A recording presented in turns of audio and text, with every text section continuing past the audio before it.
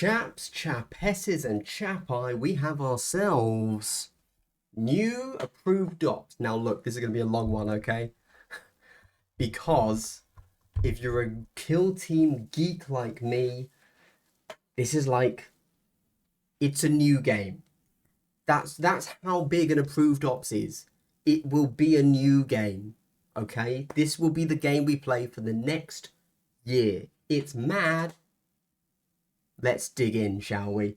So strap yourselves in. This is going to be a lot. It's a long article already, so brace yourselves. And on top of it being a long article, I am not known for my conciseness. So let's crack on. Kill Team Approved Ops 2025, snatch the initiative and secure new objectives. Now, minor side, sorry, we can assume that this will drop after Worlds, which will happen in November 2025. Wait. Or maybe it will drop before Worlds, and Worlds will be like the first time people get to see it? Either way, I would expect this around November, so I would guess after Toon World. Right. Listen closely, commanders. This is top secret intel. Clandestine military operations are ever shifting endeavors, with objectives fading and opponents changing even as operatives pick their way through the kill zone. Kill team missions are about to get a big shake-up as the Approved Ops Car Pack 2025 is on the way with brand new objectives to fight over and a helping hand for all those commanders, who seem to flub every initiative roll they make. Yes. So I've had a quick skim through this. They're changing how initiative works. And if you've ever played Kill Team, one of the biggest issues is initiative. The initiative roll can define the game. And changing initiative, I think, is really good. We're going to see what they do. They actually give us a few cards we get to see. We also get to see a few of the new crit ops and tac ops. And yes, it is all new tac ops. That's why the game is so different, right? The 4 archetypes each get a new spread of 3 tac ops in this update, with some offering radically different ways to play compared to their previous objectives. Surveillance guys are in absolute shambles. Recon kill teams, for instance, can now opt to flank their opponents by splitting the kill zone in 2 and scoring victory points for dominating each half, a much more defensive option that rewards smart movement of troops around the centre of the board. Seek and Destroy kill teams can load up on Dominate tokens by having their star operatives knock out enemy models, but they have to be careful as they can only be traded for victory points in the latter half of the game, forcing a more considered approach than the previous champion tackle. Right, we have cards to read. I am going to come back and read the cards. I am, for now, just going to read all of the article, and then we're going to dig into the tac ops and the crit ops. 3 classic crit ops, secure loot and transmission, are joined by 6 new ones. First things first, good. I think the core 3, which are in the core book, should never change. They're classics, keep them. The other 6 changing makes total sense, big fan. Malfunctioning objective markers are the bane of your operatives' lives in Reboot, as one objective falls silent each turn and commanders can either fight over those that remain or spend time enacting the hallowed rites of deactivation and reactivation. For 2 AP, no one's picking that, fair play. In the enigmatically named Orb, weird, a mysterious object shuts down whichever objective it hovers over, and devious operatives can move it onto their opponent's turf. Oh, ponder the orbs. Ponder the orbs, a classic internet meme. Well done, Warcom. Turning the match into a deadly game of hot patat. Along with the new ways to score victory points, there's a mechanic that manipulates initiative rolls, giving commanders the opportunity to cash in their bad luck to seize momentum when it really matters. The winner of the first initiative roll decides who takes the initiative before the battle. Yes, okay, good. And who therefore gets to select drop zones. We know this, good. The other gets a card that lets them re-roll a future initiative roll. Then the player that loses each subsequent initiative roll gets a card that allows them to modify a future initiative roll. The more initiative rolls you lose, the greater the chance of winning one later. Interesting. Again, we're going to come back to these cards. These cards don't need to be used right away, and you can use them either to add to or subtract from your roll. So stockpiling a couple of cards can make that crucial final initiative roll much more reliable. Okay, well, look, I get that they're fluffing things up. They're being fluffers in this, but I don't care who wins initiative turn 4. I care who wins initiative turn 2. Let's be clear. All right, let's not pretend. The value of the modifier cards increase for each turning point that passes, so losing a late game roll means you'll bounce back all the harder. Oh, that's interesting. So presumably, therefore, these are not. I thought for the rerolls you would have 5 cards because you got 1 for the first and then you got 4 turning points, and you would simply shuffle. So you might get, I managed to draw the plus minus 2 card on the first turn. That's really good. But everybody else, but no. Presumably it's going to be starting point, turning point 1, turning point 2, turning point 3, turning point 4. Interesting. On top of all this, 3 new layout leaflets and 6 new maps for each for Killzone Volcus, Killzone Beta Decima, and the upcoming Kill Team Tomb World, as well as 6 returning maps for both Killzone Ganodark and general non-specific Kill Team boards. Combined with the new Crit Ops and Tac Ops, they're sure to shake up your games of Kill Team for the next year and give you many more exciting operations to come. The Kill Team Improved Ops Card Pack 25 will be coming out shortly before the hotly anticipated arrival of Kill Team Tomb World. Well, there you go. All right, I got that bit at the start wrong.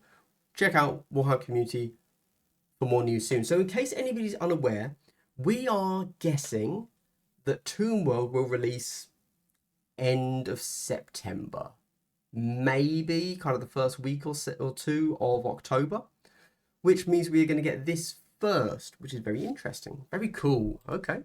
I'm hyped. Let's go with, now let's read the cards, okay? Let's start with the boring stuff. So we get the initiative rolls. So these are 2 of the 5 cards we might get. +2/-2 to your initiative roll. Give this to the player that lost the initiative roll during the second turning point. They can use it once in a subsequent strategy phase. Now, just off the read, I think that what's happening here is it's not who has the initiative, it's who won the roll, which in a sense is kind of GW admitting winning the roll is good, because now, just from what I'm reading, correct me if I'm wrong, but it feels like if I win the roll, I get to decide who goes first, as we all know. But additionally, there is already a negative to going first. They've already built that into the game. Whoever takes it gets +1 command point. Whoever does not take it gets +2 command points.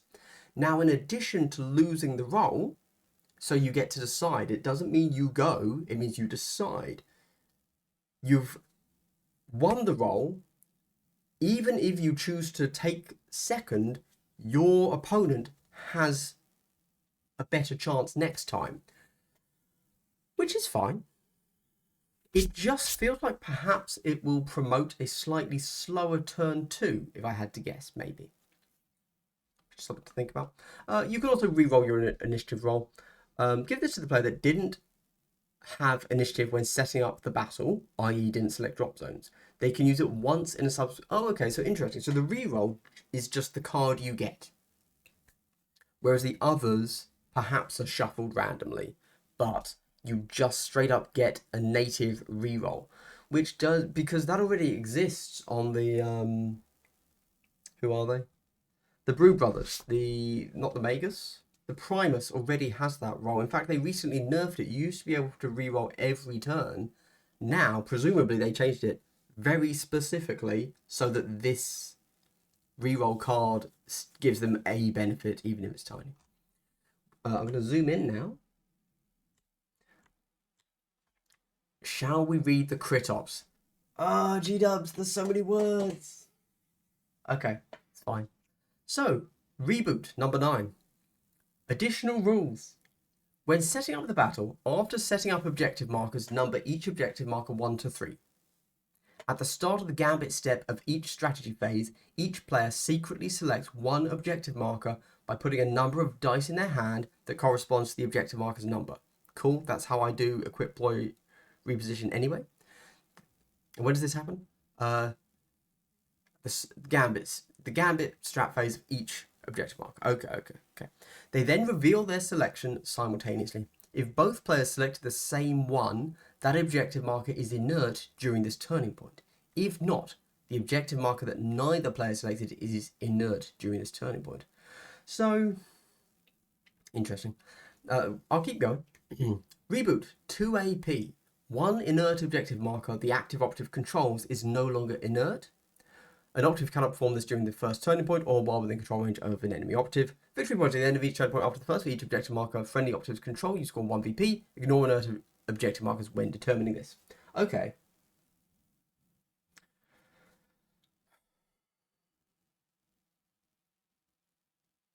So I guess the logical thing you would do is I don't want my objective marker to become inert. So I will select that or won't select that. And then the opponent also doesn't want theirs to become inert. And so the default state will be the middle objective marker becomes inert. So then you have to consider, am I going to select the middle objective marker? And your enemy will also think, am I going to select the middle objective marker? And if you both do, then the middle objective marker becomes inert, just as if you both didn't pick it. Or, oh no, I feel like you would always just pick your home objective marker. Because otherwise, the only way that isn't the safe choice is if your opponent picks your home objective marker, right? But then if you've picked that, then, okay, all right, cool. I'd have to think about that. It seems interesting. I think nobody's ever doing the reboot action. There you go. We then get Pondering of the Orbs. Number 6. Additional rules at the start of the battle. The center objective marker has the orb token. Mission action. Move orb, 1 AP. If the active operative controls the objective marker that has the orb token, move that token as follows. If the center objective marker has it, move it to either player's objective marker, your choice. If a player's objective marker has it, move it to the center objective marker. Cool. An operative cannot perform this action during the first turning point while within control range of an enemy operative, or if it doesn't control the objective marker that has the orb token. Victory points. At the end of each turning point after the first, for each objective marker that friendly operatives control that doesn't have the orb token, you score 1 VP. Okay, so the orb is... This is... So reboot and orb are very similar. You're turning off objective markers for scoring. Oof. Okay. This seems... Okay, you know, it's interesting. We will see how this plays out. My initial thought is that I don't think we're nerfing elites with these, is all I'm going to say. Okay, let's get up to Recon and Seek and Destroy.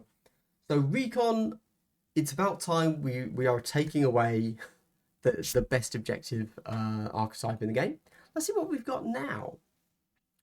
So, reveal it as a strategic gambit. Okay. And then there's a lot of text here. Hold fire, chaps. Additional rules, divide the kill zone into 2 flanks, left and right. Okay. By drawing an imaginary line that's just like the center line, except it runs from the center of each player's kill zone edge. Okay, all right. An operative contests a flank while both wholly within it and within their opponent's territory. Okay. Friendly operatives control a flank if the total APL stat of those contesting it is greater than that of enemy operatives. That makes sense, sure. So let's read this here. E.g., player 1 controls the flank as total APL of player 1's operatives wholly within player 2's territory is greater than that of player 2's operatives wholly within player... Fucking hell, games. Oh man, like, I love your game, but fucking... What are you doing? I said at the beginning of this that I'm not concise, but Jesus Christ, maybe I should be a rules writer for Kill Team. I don't know. Victory points.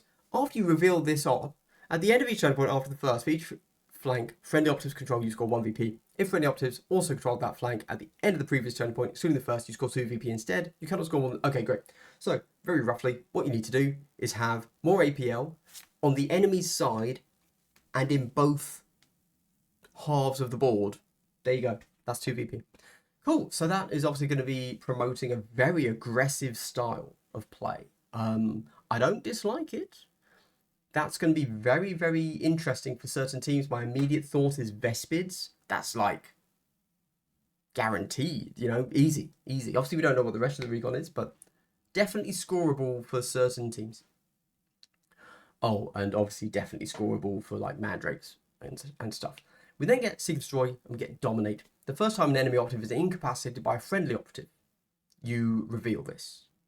So kill a dude, reveal this. Additional rules: each time a friendly operative incapacitates an enemy operative, that friendly operative gains one of your Dominate tokens. Okay, so kill a guy, get a token. We love tokens on the board. Everybody, the more tokens, the better. We all know. Victory points. At the end of the third and fourth turning point, you can move.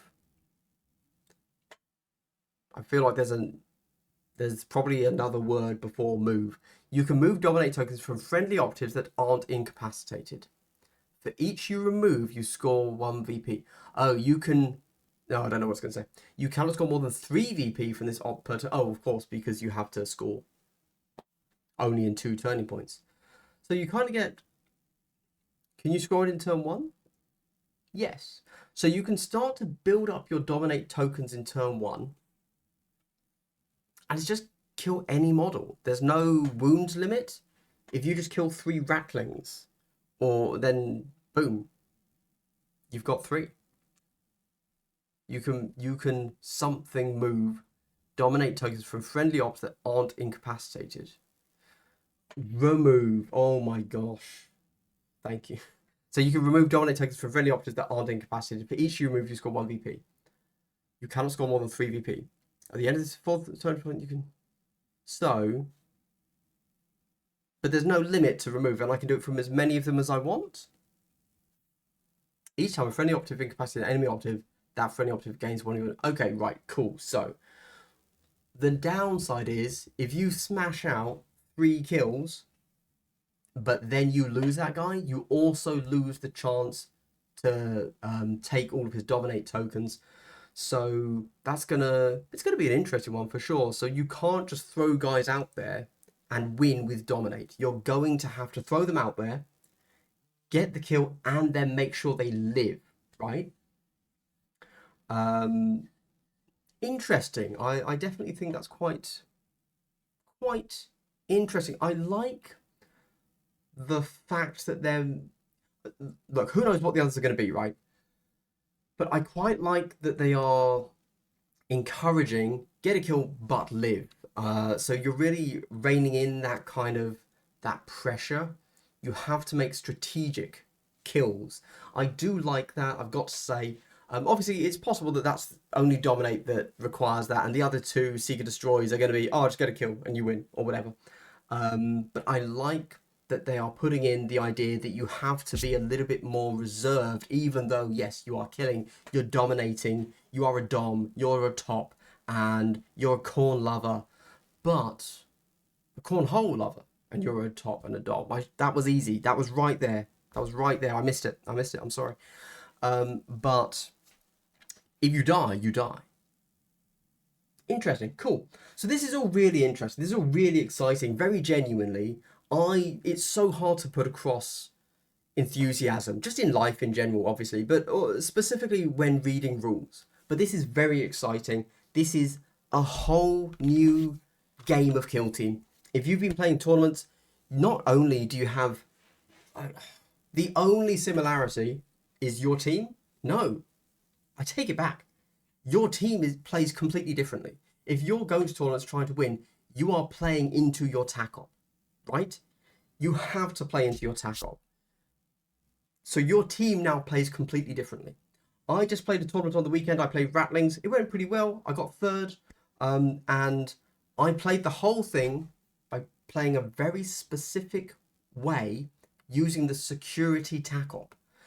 If they remove that way of play from security and they don't add it back in with another similar TACOP, then everything I just did does not work anymore. And so Perhaps if we're now looking to future teams, you want to start looking to the teams that have the most spread of ways to play. Perhaps if you're like me, a loser, maybe you want to start thinking about what can I do in the meantime to start to prep for an all new season. Well, there are 2 teams. I think it's only 2, right? There's only 2 teams that can take all 4 archetypes potentially, and that is Blades of Cain, and that is Inquisitorial Agents. Now, as you know, I think Inquisitorial Agents are super lame, but I do love Xenos and I love Elves, so I should probably just play them. But they're currently too high in the win stats for me to play them, so I can't do that. But maybe Inquisitorial Agents have just gone up in my estimation, in my eyes, because now, if I start learning them now, there's already a whole load of list building within them. Just what auxiliaries are you taking? Well, hey, buddy. Additionally, you have access to the best tac op. You don't know what it is yet, but if there's an OP broken tac op, you have access to it. Very cool, very interesting. I guess I have to dig out my Inquisitorial Agent team and make like 5 more dudes. I don't know. Okay, all right. Well, thanks for watching, everybody. This has been very interesting. Hey, if you're still here, by the by, if you're still here, you probably are one of the few, the dedicated few that used to watch my live streams. Just throwing it out there. I'm no longer live streaming. I did it for 6 months very consistently. I had my fun. I did what I wanted to do. I have accomplished everything I wanted to do with that, and I'm stopping to do other things. But if you're interested, I actually have a tournament report for the Rattling thing that I did up over on my Patreon. I also have a bunch of, like, you know, Kill Team gear you can buy. It's all linked in my pinned comment and description. Thanks for watching. I'm hyped. Are you hyped? I know you are. Cool. Or are you pissed off? Are you like, oh no, all the things are changing. I don't want this. Let me know. Bye.